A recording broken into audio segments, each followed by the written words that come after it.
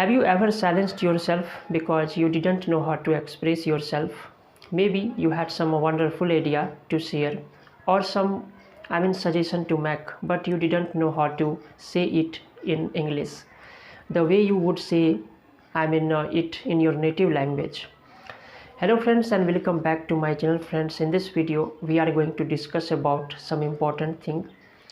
Friends, I have said so many times that I have also faced this situation, like somebody asks you anything and you start thinking in your mind like what to say or what not to say. Your mind goes blank, okay? But first of all, you have to admit that your situation is completely normal and natural, okay? It happens with everyone. And nobody can say like they have not faced this situation. Nobody is born perfect.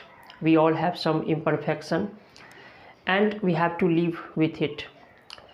Friends, first of all, you have to admit that in your mind, you have to think that don't expect from yourself that you will never make mistakes, because if you are trying to learn anything, you will definitely make mistakes.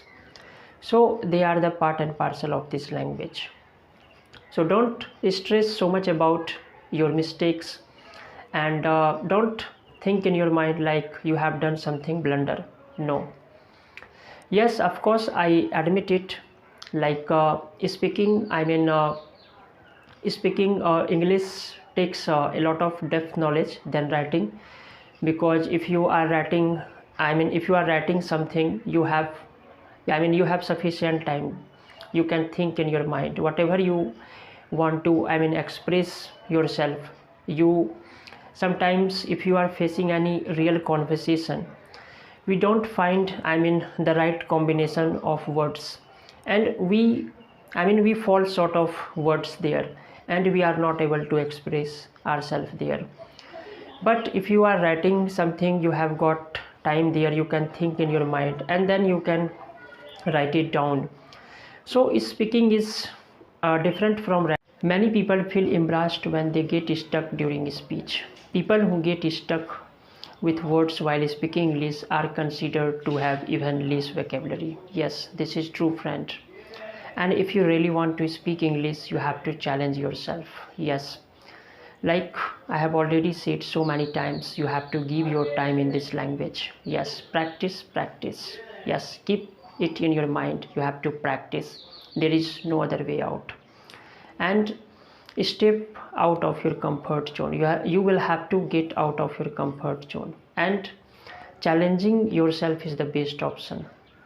I can give you some suggestion, and I have always said like you have to, if you develop the habit of reading books, this is going to be very useful.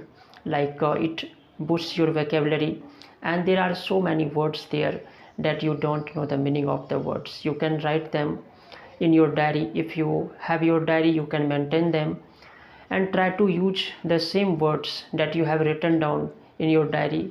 Try to use the words in your sentences.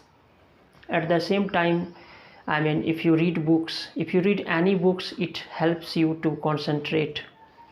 And I have already said it enhances your knowledge, and you get to know sentence formation, like how the sentences are being used there. And even you can also try to imitate, like somebody say, if you want to speak English, try to imitate the other person who speak English very well.